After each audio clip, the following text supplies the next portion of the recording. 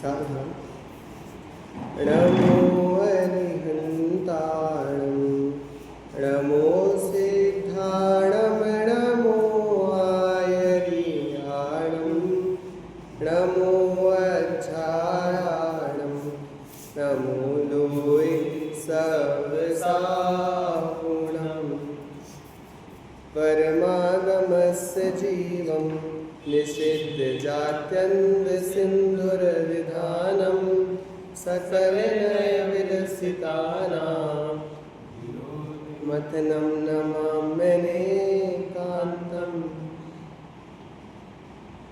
निज आत्मा के भान बिन सुख मान कर रति राग में जगत नित जल रहा है वासना की आग में।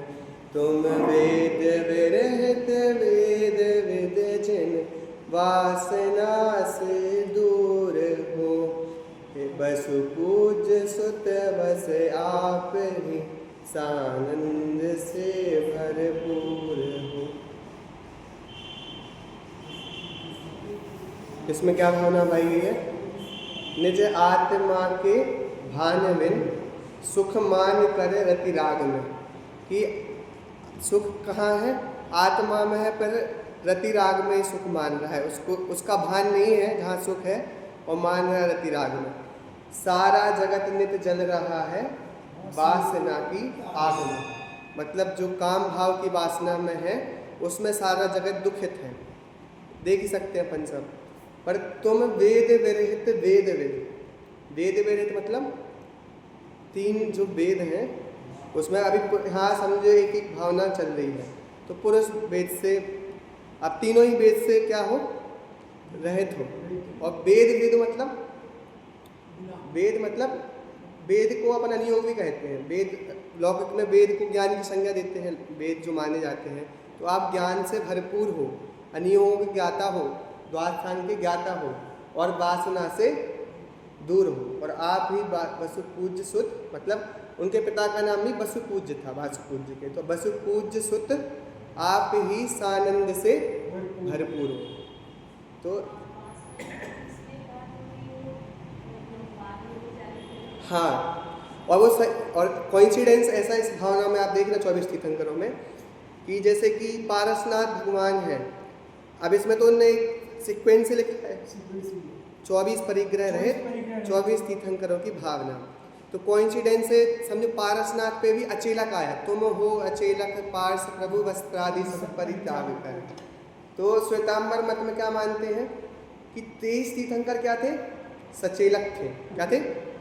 सचेलक। और भगवान महावीर क्या थे? अचेल थे। तो समझो एक इस भावना में सहेज ही एक खंडन हो गया उनका कि भाई ऐसा नहीं था, पारसनाथ भगवान भी अचेलक थे। सारे ही तीर्थंकर 23 क्या थे? अचेलक थे। लेकिन वो ऐसा मानते हैं, तो समझो इस भावना में ऐसा सेट हुआ कि ऑटोमेटिक 23वें नंबर पे वो आया। वासुपूज ब्रह्मचारी थे, और 12वें नंबर पे एक वेद से रहित अंतरंग परिग्रह से ये वाली भावना यहाँ पे आई। चलिए अपन अमूल तत्व विचार पर चर्चा कर रहे थे। उसी में अभी आपने समय सार की गाथा का पाठ किया। कौन सी? कर्ता कर्म अधिकार की 76 से 79। और उसमें प्रश्न भी था कि ऐसा क्यों होता है कि हम परिणमित हो जाते हैं और लिखा तो नहीं होते हैं। क्या आएगा था? रवि परिणमति ना गिणनति ना उपपज्जति, ना परिणमित होता है, ना उत्पन्न होता है, ना ग्रहण होता है। इसमें 3 शब्द हैं। एक प्राकृत शब्द होगा, इसका संस्कृत शब्द क्या बताया था आपने? प्राप्त, निर्विकार और निर्वृत्त और विकार। तो समझते इसमें क्या होता है? प्राप्त ग्रहण करना, और नया उत्पन्न करना, और विकार मतलब, तो देखो इसके उदाहरण दादा देते थे किसान का, कि किसान ने क्या किया? गेहूं उगाया, तो क्या किया उसने? उत्पन्न किया, निर्वर्तन किया, है ना। और उसका उसने पार्ले जी बना दिया, तो क्या किया? तो निर्विकार हुआ, तो विकार हुआ, चेंज हुआ। गेहूं किस में बदल गया? बिस्किट बदल गया, बिस्किट में बदला कि नहीं बदला? पार्ले जी बिस्किट है, ठीक है। और फिर उसके बाद कस्टमर ने खरीद लिया, है ना। तो इसमें 3 अलग करता दिखाई दे रहे हैं, दिखा रहे हैं। एक क्या करने वाला, एक उठाने वाला, एक बदलने वाला, फैक्ट्री वाला हो गया। और जिसने मैंने खरीद लिया तो मैं प्राप्त कर लिया। लेकिन अब सिद्धांत से देखा जाए तो इसमें एक शब्द था आदि मध्य और अंत था, टीका में शब्द आदि मध्य अंत में कौन व्याप रहा है? तो वो कह रहे हैं आदि मध्य अंत में तो गेहूं व्याप रहा है। स्टार्टिंग में गेहूं है, परिवर्तित हुआ तब भी गेहूं था, और किसी ने प्राप्त किया तब भी गेहूं था। तो कर्ता कौन हुई? गेहूं हुई। उसमें घड़े का उदाहरण दिया है, मिट्टी करता है, मिट्टी ही घड़े रूप परिवर्तन हुई। और अब कहो पानी किसने पिया? अपन ने पी लिया, लेकिन मिट्टी ही उसका भोगता है। हाँ, मिट्टी ही उत्पन्न हुई, मिट्टी ही परिणमित हुई, और मिट्टी ही प्राप्त, उसी को प्राप्त हुई घड़े रूप। मिट्टी ही घड़े रूप प्राप्त हुई। इन तीनों को तर्क युक्तियों से सिद्ध किया। वहाँ पे आप पूरी टीका पढ़ोगे ना तो उसमें तर्क युक्ति से सिद्ध किया गया है कि जीव भी, आप जीव में देखो तो तीनों आदि मध्य और अंत में जीव व्याप रहा है। इसलिए जीव ही उसका करता है, वो उसको जानेगा, उसके कर्मों के फल को जानेगा, भोगेगा, फिर भी उसको उस रूप परिणमित नहीं होगा, है ना। पर पुद्गल नहीं जानते हुए भी क्या करता? पुद्गल तो नहीं जानता, पुद्गल में जानने की शक्ति तो नहीं है, तो तब भी वह देखो अपन जानते हुए भी नहीं परिणमित रहे, और वो नहीं जानते। अगला कलश आएगा, ज्ञानी जानन्नपि माम स्वपर परिणति पुद्गलाश्चाप्य जानन। क्या है? ज्ञानी जानते हुए भी क्या होता है? परिणमित नहीं होता, और पुद्गल नहीं जानते हुए भी परिणमित नहीं होता। अब इसमें मुझे थोड़ा आपको सिद्धांत बताना था। आप सब बहुत स्वाध्यायी हो, प्रश्न का उत्तर देना मेरे। जैसे उसमें क्या लिखा कि जीव कर्म के फल को नहीं भोगता, लिखा उसमें। तो अब कर्म के फल को नहीं भोगता तो हमें तो वेदन हो रहा है। आप बताइए, आपको क्रोध कर्म का उदय है? अभी कषाय का उदय है क्या किसी के? कौन सी कषाय का उदय है? नहीं, सभी का नहीं होता एक साथ, अलग। जैसे एक साथ कषाय का 9, जैसे क्रोध मान माया लोभ, 16 कषाय में से किसी एक क्रोध का ही होगा या मान का ही होगा, 3 वेद में से किसी एक का होगा, हास्य और रति में किसी एक का होगा, है ना। तो एट रैंडम 24 कषायों का एक साथ उदय नहीं आता, पर किसी ना किसी की तो आता है। अब बताइए, अगर हम कहें कि हम कर्म के फल को नहीं भोगते तो फिर कर्म का उदय कहाँ आ रहा है? जीव में आ रहा है। तो जीव स्वरूप परिणमित हो रहा है कि नहीं हो रहा है? जुड़ रहा है इसे।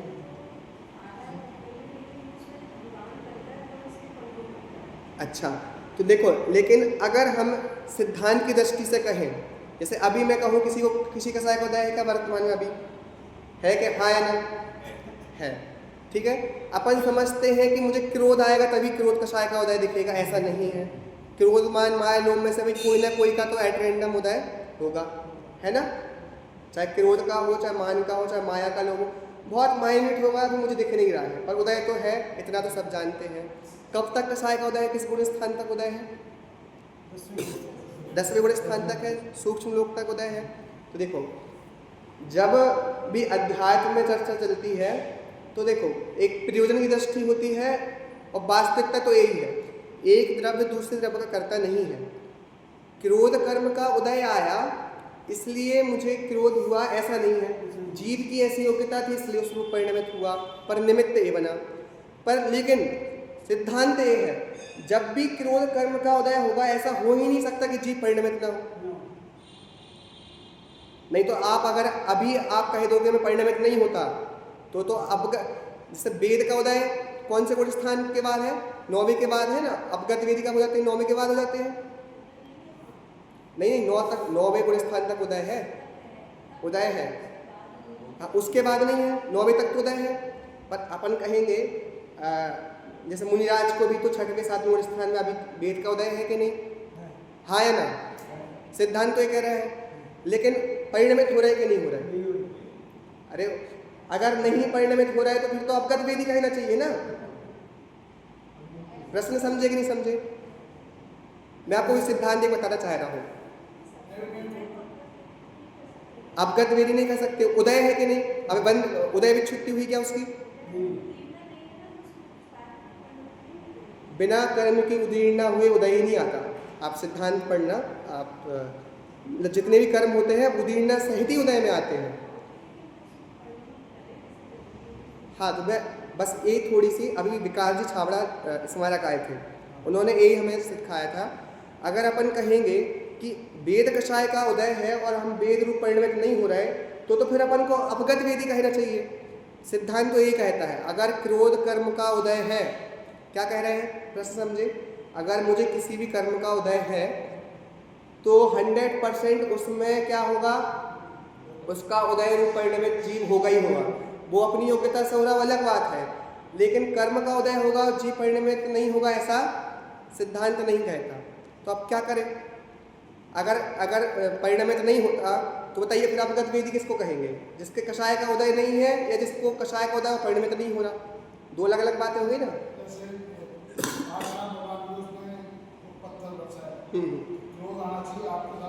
हाँ हाँ,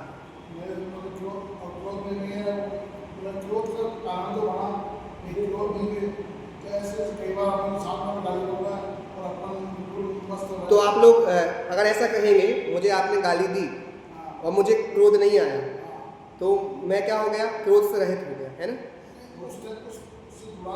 उससे जुड़ान नहीं हुआ। समझो उस समय मुझे क्रोध कर्म का ही उदय है। हो सकता कि नहीं हो सकता? चार कषाय में किसी एक का उदय हो सकता कि नहीं हो सकता? मैंने पहले ही कहा था, आप अपन समझते हैं कि हम गुस्सा करेंगे तो ही क्रोध कर्म का उदय है। अगर क्रोध कर्म का उदय आया और जीव उस रूप परिणमित हुआ, व्यक्त नहीं हुआ, लेकिन जीव उस समय मलिन तो है।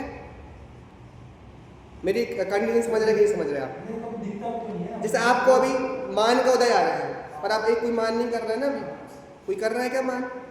तो आप थोड़ा पकड़ने की कोशिश करिए कि अपगत वेदी तो या फिर निष्कषाय तो 10वें के बाद है, 9वें के बाद अपगत वेदी है, लेकिन फिर भी तो मुनिराज के वेद का उदय है।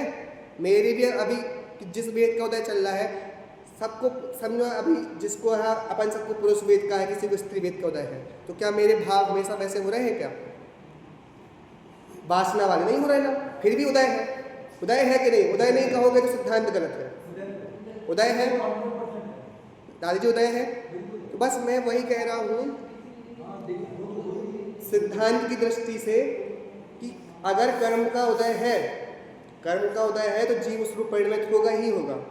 अब वो व्यक्त नहीं हो, कम जोड़ान हो, वो अलग बात है, लेकिन उदय है और जीव उस रूप परिणमित हुआ है। अब क्या करें? तो देखो, जब सम्यक्त होता है ना, जैसे कोई व्यक्ति अनादि मिथ्या दृष्टि है, अब वो पहली बार कौन सा सम्यक्त करेगा? प्रथमोपसम उपसम सम्यक्त करेगा। तो कैसे होता है उपसम सम्यक्त? 5 लब्धियां होती हैं। प्रायोगिक लब्धि में कौन सी परिणाम होते हैं? करण लब्धि में कौन से परिणाम होते हैं? त्रिकरण परिणाम होते हैं। त्रिकरण परिणाम में जीव क्या करता है? कर्म के निषेध लगे हैं, मोहिनी कर्म के निषेध कैसे उदय में आ रहे हैं, ठीक है, यहाँ से उदय में आ रहा है। पर जीव क्या करता है? अपने परिणामों से जो उदय में आ रहा है वो तो आएगा ही, जो उदय में है वो तो आएगा ही, उसमें कुछ नहीं कर सकते। लेकिन जो निषेध लगे हुए हैं उसमें क्या करता है? त्रिकरण परिणाम से जीव गैप करता है, गैप करता है ना। जो गैप बनाता है उसको फिर वो अंतर्मुक्त काल तक भोगेगा। उस समय क्या होगा? उस समय क्या उदय नहीं आएगा ना मोहिनी का, तब क्या हो जाएगा जीव? सम्यदृष्टि कहलाएगा। तो कर्म का फल नहीं होगा तभी तो कहलाए ना वो। तो जीव ने क्या किया? जिस समय उदय में आ रहा था उसको नहीं बदला, उसने कर्म के निषेध को आगे बदला। अपने परिणाम से उसने क्या कहा? कर्म के निषेधों को आगे वाले कर्मों में परिवर्तन किया। तो उसने क्या बनाया? एक गैप बनाया। तो यही वो हमें छाबड़ा जी उस दिन बता रहे थे कि सिद्धांत तो ऐसा ही है। देखो, अगर मुझे क्रोध कर्म का उदय है तो जीव में क्रोध कर्म का उदय 100% आएगा ही आएगा। इसमें कोई दिक्कत है क्या? किसी को कोई दिक्कत है? जो सिद्धांत है। तो अब क्या करें? अब करें क्या, हमारे पास क्या है, तो हम अपने परिणामों से, जो हम कह रहे हैं अमूल तत्व विचार, परिणामों में इतनी पावर होती है कि हम कर्म के जो निषेध लगे हुए हैं उनमें अपन चेंज कर सकते हैं, उसमें अपन कम कर सकते हैं, उत्कर्षण कर सकते हैं, अपकर्षण कर सकते हैं, उनमें भेद डाल सकते हैं। इसलिए जीव को जब उदय में आया तब तो उस कर्म का उससे लिप्त हुआ ही, ऐसा नहीं हो सकता। और आप कह रहे हैं ना पार्श्वनाथ भगवान का उदय आया, इसमें थोड़ी मेरी व्याख्या अलग है।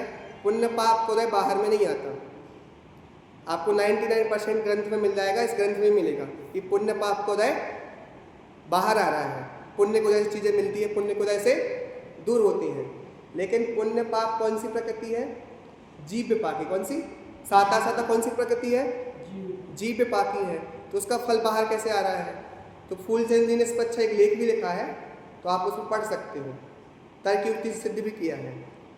जीव का असली पुण्योदय होता है उसको अच्छा लगना। कैसा होना? अच्छा लगना। और पाप का उदय होना बुरा लगना। किसी के पास बहुत सारी बाह्य सामग्री है, ठीक है, और मेरे पास कुछ भी नहीं है और मैं सुखी हूँ और वो सामग्री बैठ के दुखी है, तो बताइए पुण्योदय किसका है? और व्याप्ति भी नहीं बैठती। देखना, अगर बाह्य सामग्री से अगर अपन व्याप्ति बिठा लेंगे, क्या करेंगे? व्याप्ति। तो बता मुनिराज के पुण्य का उदय ज़्यादा है कि अपने? सबसे ज़्यादा बताइए पुण्य का उदय किस गुण स्थानों में है? ऊपर के गुण स्थानों में है। तो वहाँ तो चीज़ें नहीं है तो भी बहुत सुखी है। सारी प्रकृतियों में ऐसे ही घटेगा, यश प्रकृति अयस प्रकृति।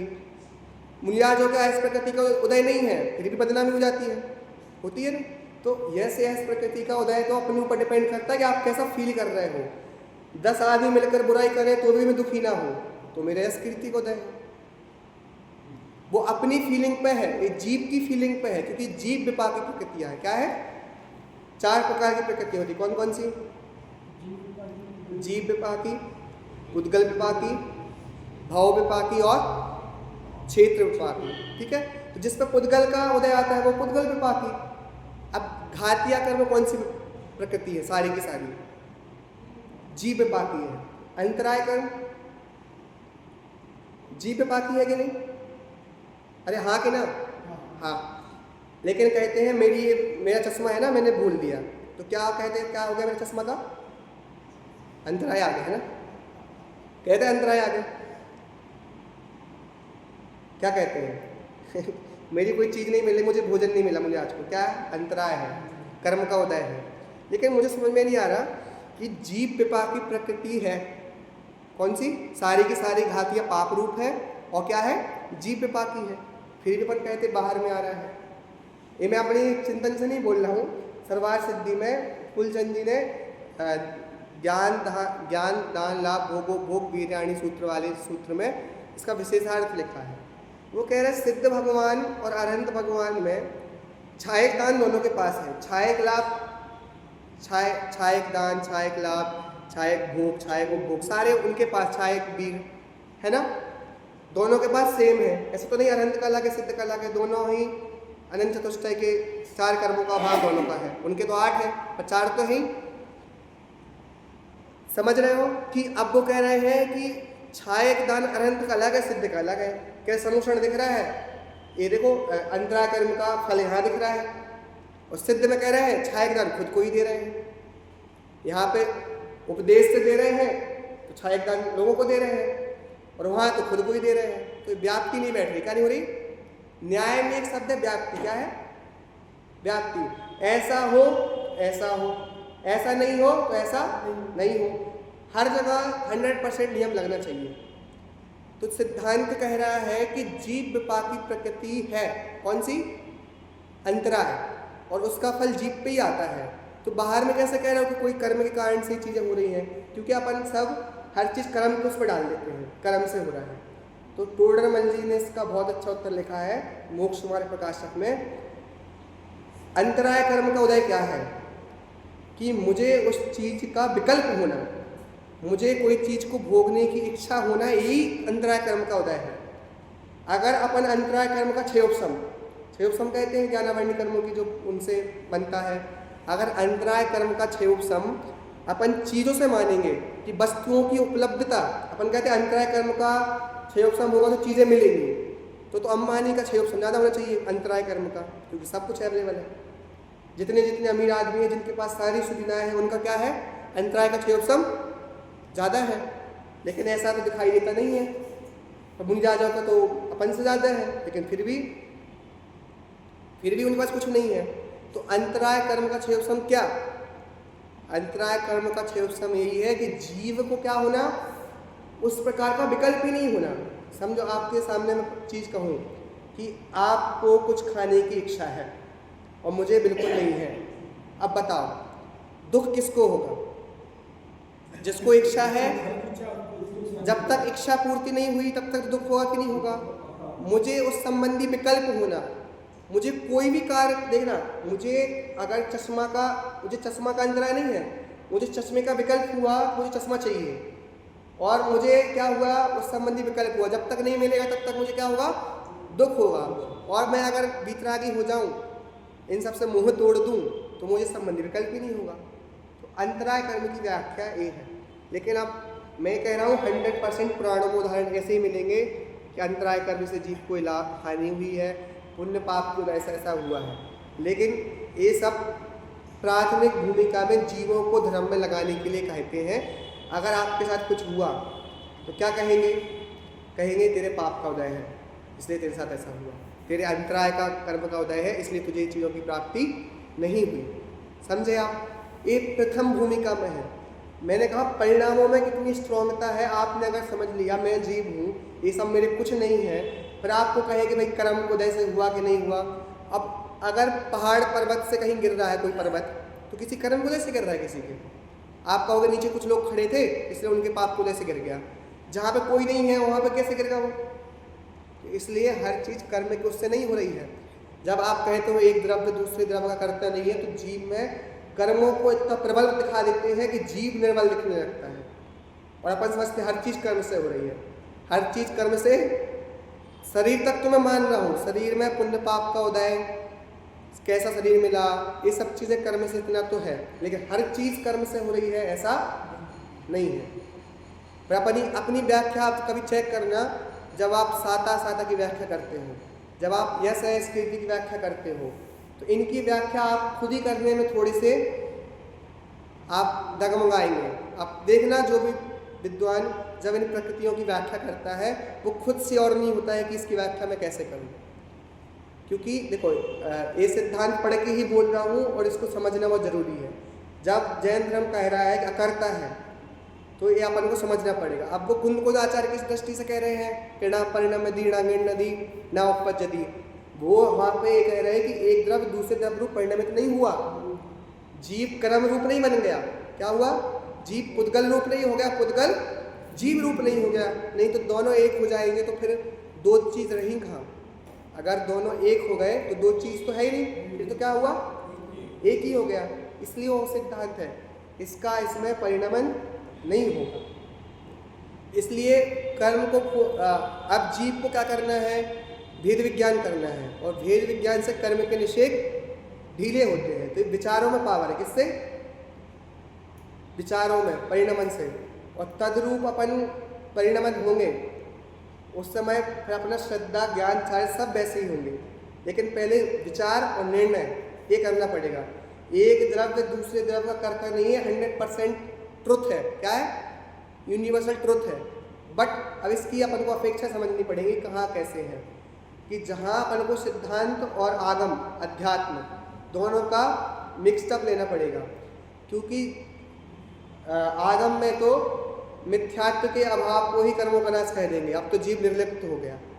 लेकिन फिर भी अब कह देंगे निर्जराधिकार अब बंद नहीं हो रहा है, जीव तो कर्म फल भोगती हुए भी क्या नहीं हो रहा है, भोगती हुए भी क्या नहीं हो रहा है, बंद नहीं हो रहा।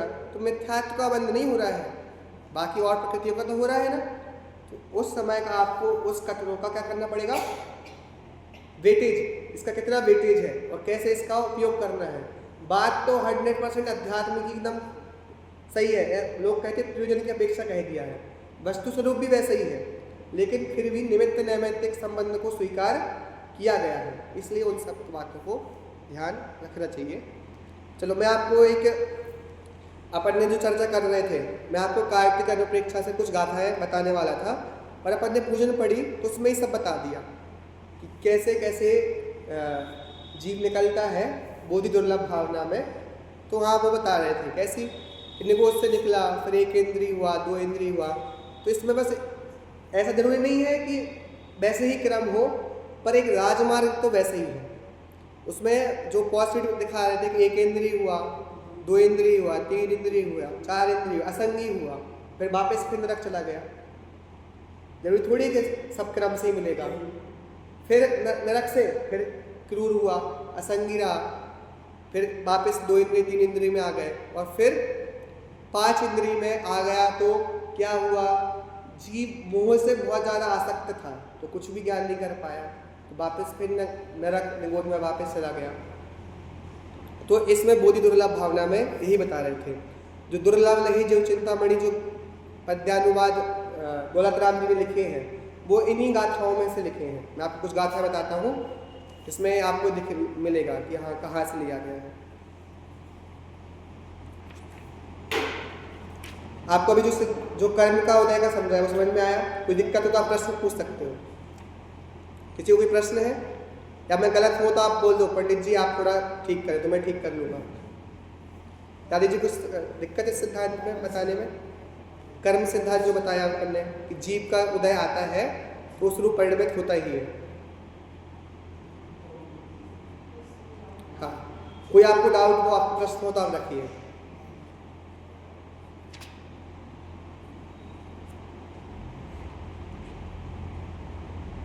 देखो एक बहुत अच्छी गाथा है, बिरलाणि स्रहु तच्चम बिरला जानन्ति तच्चदो तच्चम बिरला भावहि तच्चम बिरलाणम धारणा होदी। क्या कह रहे हैं? संसार में बिरले पुरुष तत्व को जानते हैं। क्या? बिरला ऋस्वहि तच्चम मतलब तत्व, बिरला जानन्ति तच्चदो तच्चम मतलब सुनकर तत्व को यथार्थ बिरले ही जानते। पहले तो सुनने वाले कम है, और जो सुनते हैं उसको समझने वाले ही क्या है? दुर्लभ है। बिरला भावहि तच्चम बिरलाणम धारणा होदी, वो जानते हैं समझते हैं, पर बिरलाणम धारणा होदी, बिरले ही हैं जिनको इस तत्व की धारणा होती है। इसको मैं ऐसे कहता हूँ, पहले तो जीव धर्म नहीं करता है ना?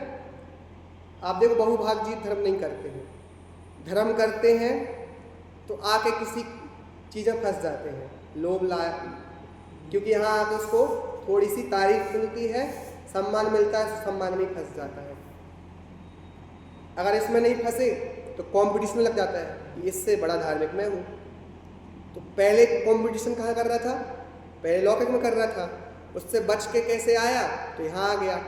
और इसमें भी एक दूसरे से प्रतिस्पर्धा क्या करता है? स्पर्धा करता है कि मैं बड़ा धार्मिक तू कम धार्मिक, इसमें ही लगे रहते हैं। तो बिरले हैं जो जीव जो इस भावना को समझ पाते हैं। और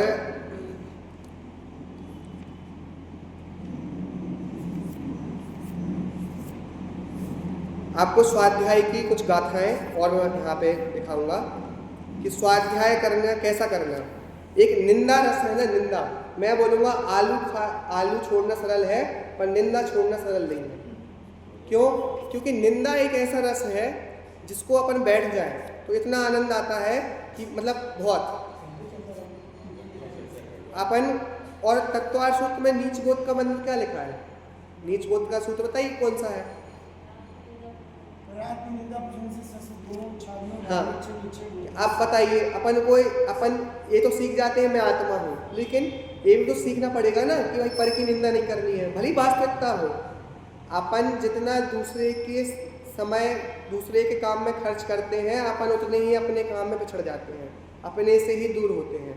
तो इसमें जब वो द्वादश तप की चर्चा कर रहे हैं आचार्य, और उसमें स्वाध्याय तप को दिखा रहे हैं, तो उसमें पहले ही शब्द लिख रहे हैं कि निंदा, जो परात्म निंदा से क्या हो। देखो गाथा पढ़ता हूँ, परतति निर्वेखो दुष्ट व्यपाणम नास समर्थो तच्च विणक्षय होदी, सज्जाओ ज्ञान से धैर्यो। परत्ति निर्वेक्षो, जो पर की निंदा से निरपेक्ष हो। निरपेक्ष मतलब निरपेक्ष हो। दुष्ट व्यपाणम नाश समर्थो, जो दुष्ट प्रकार के विकल्प को नाश करने में क्या हो, समर्थ हो। तच्च विनयक्षय होदी, और तत्व की विनय का जो हेतु सज्जा हो। ध्यान सिद्धैरो, ध्यान की सिद्धि करने वाला स्वाध्याय नामक तप होता है। ध्यान जो है ना, ध्यान, ध्यान, ध्यान का प्राकृत क्या बनता है, ध्यान।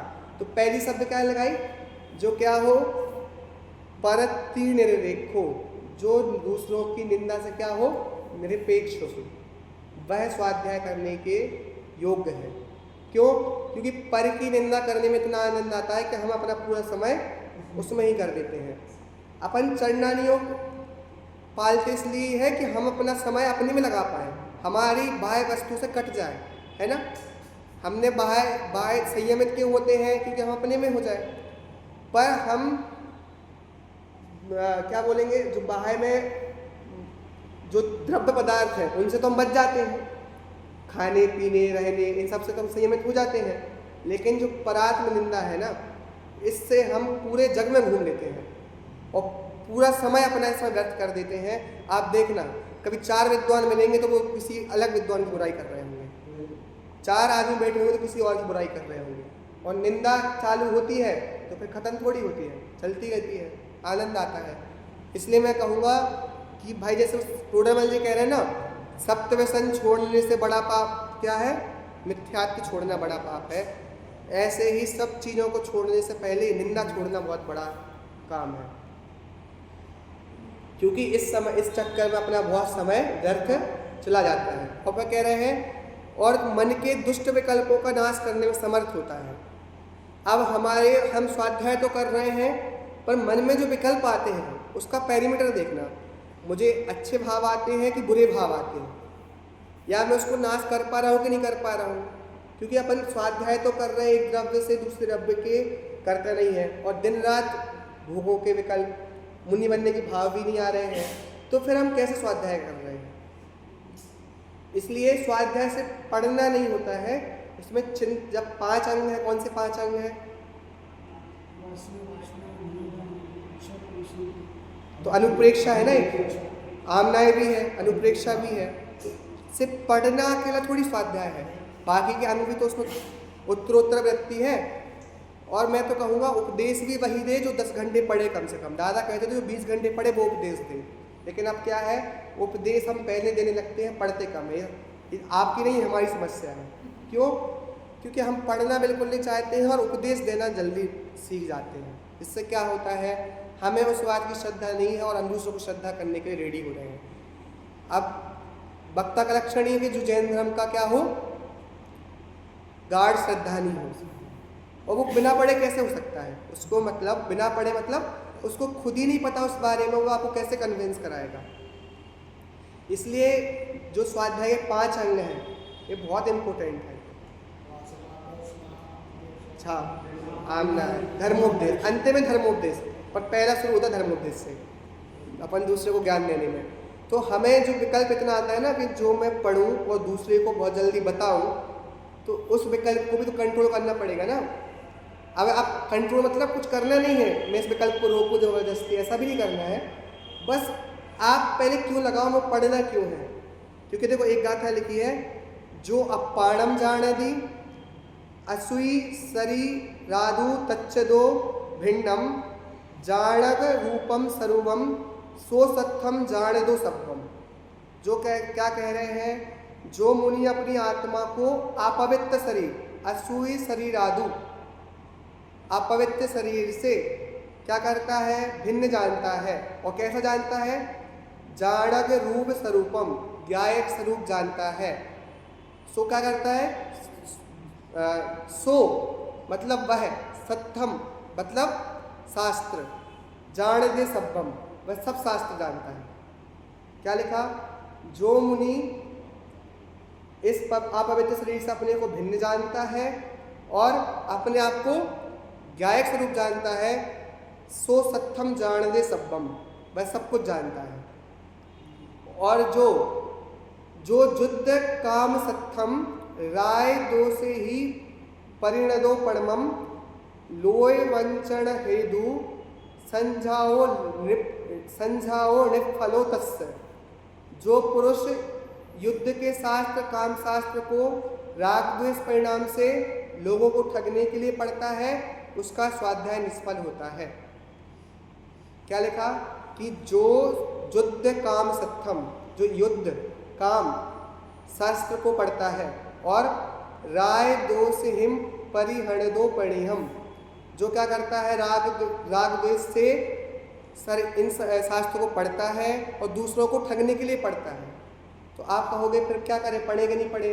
क्योंकि अपने यहाँ पे इस जो गाथा का मर्म है, द्वादशांग में सब प्रकार के शास्त्र हैं और विद्वान को तो सब पढ़ना चाहिए। टोडरमल जी ने लिस्ट दी, उन्होंने जैन ग्रंथ भी पढ़े और अन्य ग्रंथ भी पढ़े। अब लेकिन मैं कोई भी ग्रंथ पढ़ूं पर किसी को ठगने के लिए नहीं पढ़ूं।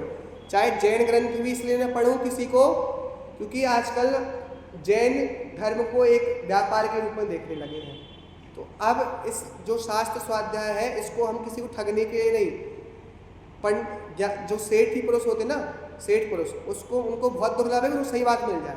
क्यों बात दुर्लभ है? क्योंकि जो पंडित जाएगा ना, वो उसको मक्खन लगाएगा और जो सही बात है वो नहीं बताएगा। क्यों नहीं बताएगा? क्योंकि उसको उससे प्रयोजन है। इसलिए सेठों को तो और दुर्लभ है कि भाई उसको सही बात मिल जाए। इसलिए कह रहे हैं कि स्वाध्याय करें तो कैसा करें? इन सब चीज़ों से काम, इन सब की प्रयोजनों से रहित, किसी को ठगने से नहीं, राग द्वेष से रहित इन शास्त्रों को स्वाध्याय करना चाहिए। नहीं तो क्या होगा, सज्जाओ फलो तस्य, उसका शास्त्र क्या होगा, निष्फल हो जाएगा। समझे? तो यहाँ पे बस स्वाध्याय की बहुत अच्छी प्रेरणा दे रहे हैं। और एक और, पूयादिशि निर्वेखो जिण सत्थम जो पड़े भक्तिये कम्मल सोहणठम सोहलाओ सोहरो तस्य। पूयादिशु निर्वेखो, जो मुनि अपने आप को पूजा आदि से क्या करता है, निरपेक्ष देखता है। जिण सत्थम जो पड़ोई भक्तिये, और जो कर्म रूप की मैल का नाश करने के लिए भक्ति पूर्वक जिन शास्त्र को पढ़ता है, उसका शास्त्र क्या होता है, स्वहलाओ स्वयरव तस्य। उसका फल, उस शास्त्र का फल क्या होता है, सुयस होता है, लाभकारी होता है। जो किसके लिए, पूजा दिशि से लाभ, पूजा हेतु से निरपेक्ष होकर और अपने हित के लिए जो पढ़ता है, वही उसका शास्त्र क्या होता है, सुफल होता है। तो शास्त्र पढ़ने की मैं आपको बहुत प्रेरणा दे रहा हूँ, ना पढ़ने की प्रेरणा नहीं दे रहा हूँ, पर अपना प्रयोजन सेट करें कि हमें क्यों पढ़ना है, तब ये शास्त्र स्वाध्याय अपना क्या होगा, सार्थक होगा। चाहे आप लौकिक पढ़ाई करो, चाहे स्वाध्याय करो, अगर प्रयोजन आपका आत्मिक सुख नहीं है तो दोनों समान है, चाहे भले ही कितने ही पढ़ लो। इसलिए इन सब को जो हम पढ़ रहे हैं, इनको जीवन में चिंतन का जो अमूल तत्व विचार है ना, उसको अपने जीवन में लाएं। जीवन मतलब हमें इसकी उपादेयता 100% इसकी ही है और यही जीवन में करने योग्य कार्य है। और स्वाध्याय भी मुझे खुद के लिए पढ़ना है, अन्य के लिए नहीं करना है। और निंदा किसी की भी नहीं करनी है। निंदा छोड़ दिया मतलब आपने जग जीत लिया, क्योंकि निंदा बड़ा से बड़ा विद्वान या छोटा से छोटा धार्मिक ग्रस्त सब निंदा से संयुक्त है। निंदा कोई भी नहीं छोड़ पा रहा है, तो निंदा छोड़ना हमारा प्रयोजन होना चाहिए, क्योंकि इससे आप अपने ऊपर, अपने स्वरूप में 100% आएंगे। ओम नमः शिवाय।